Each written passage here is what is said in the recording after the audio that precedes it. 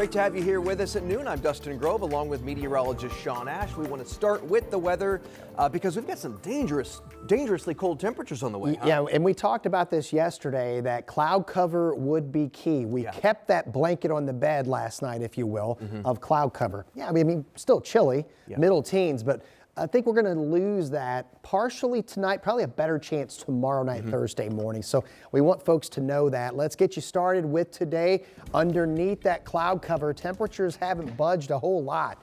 I was talking with Lindsay a little bit earlier this morning, and they got down into the middle upper teens during sunrise, and then temperatures actually elevated throughout their show.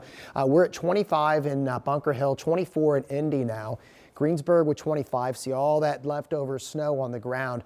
All kinds of cloud cover, very little that's actually coming from those clouds. Radar looks worse than what's actually going on, but with that said, there's a little bit of upper energy moving through, and so I think we will see some, at times, going to have some flurries pushing through central Indiana, but generally a lot of overcast, but not a whole lot coming from those clouds. Wind chills in the middle teens, and that's the number that you have to focus on because that's what you have to prepare for when you go outside. We are taking you down in Brown County where they've got a healthy 9 inches of snow there on the ground over most of the county.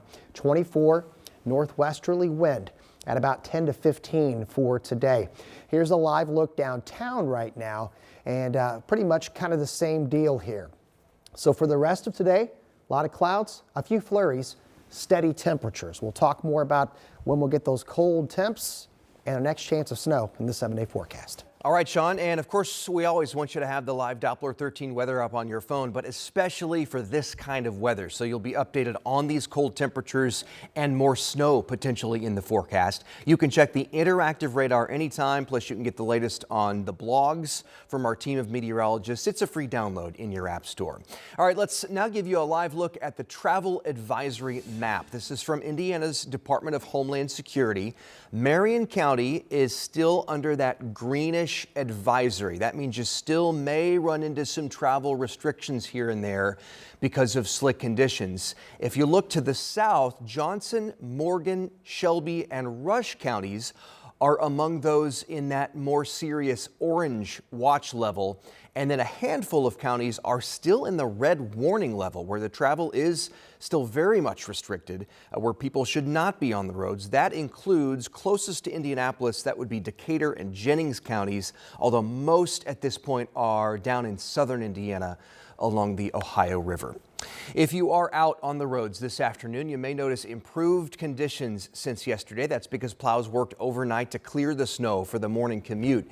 NDDPW is still focusing at this point on the main roads before they can get into those smaller neighborhood side streets. Those main thoroughfares include streets like Meridian and Pennsylvania, which are clearly looking better. However, those side streets, if you live on those side streets, you know that is very much a different story. Marion County reporter Lauren Kostick explains why many of those streets are going untouched.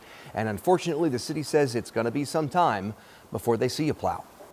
The winter storm causing problems all over the Circle City, as Hoosiers spent the day digging out of the snowy mess. Patty Perrin getting some help from her neighbor, Joe Deichman.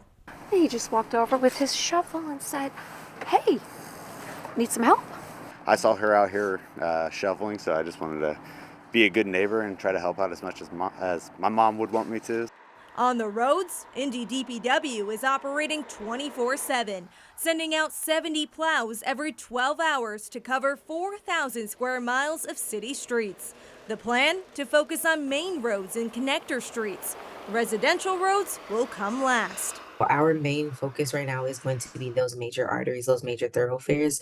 We'll branch out into connector streets, and then later this week we will come together and make a call on what to do with residentials. Help many neighbors hope arrives sooner than later. Not ideal. I've seen a few people slip and some cars kind of slip and slide, so it would be nice if they could get plowed by tomorrow morning for people that have to go to work. But now there's another challenge on its way, freezing temperatures. As soon as roads clear, plow drivers will be dropping salt in hopes of preventing icy conditions. We can only do so much. Mother Nature is Mother Nature, but we are going to put in those preventative measures to do the best that we can ahead of time. Another curveball in this snow fight marathon. It is definitely a marathon. You know, so often it's during these challenging moments like winter storms that we see the kindness of others truly shine through. And here's just one example. The Bargersville Fire Department issued a call out for a team of helpers, ordinary citizens with snowmobiles or ATVs ready to make a rescue if emergency vehicles couldn't get through the snow. 40 people ended up signing up, including 18-year-old Aiden. He's a Franklin High School senior who wants to be a firefighter himself. Aiden is already taking classes to become a first responder and says this fits his goal to help others.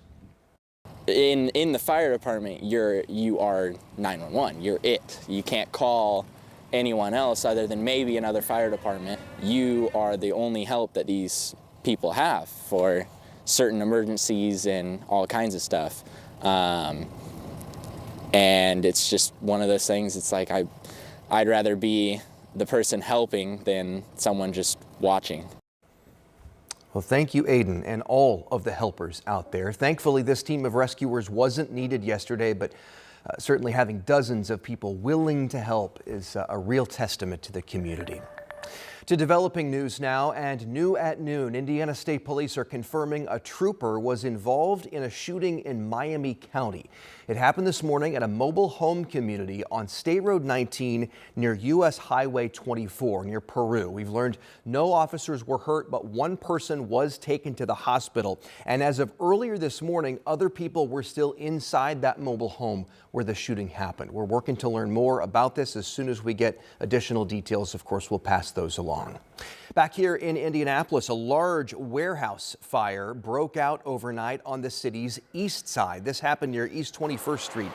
Indianapolis firefighters tell us they responded to that call shortly after 10:30 last night in those brutal temperatures.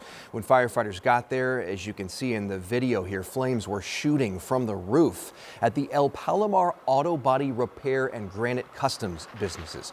The owner lives in an apartment inside that warehouse.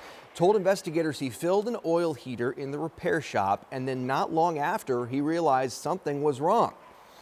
Turns out we were told the oil was mixed with gasoline. That's our main focus, is that everyone is okay, everyone's out of the building. It's unfortunate, so we can use this as a reminder that whatever you're putting in to something, if it's fuel of some kind, just make sure that it's not been mixed with something else. It's an unfortunate situation for these folks here tonight.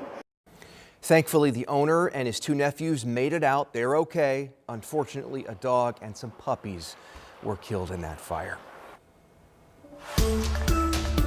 To the State House now, lawmakers returning tomorrow, and among the bills under consideration include one with a renewed focus on transgender athletes. This was a hot button issue, you'll remember, in last year's election, and now lawmakers will consider a bill that would prohibit transgender female college athletes from playing on a women's college team.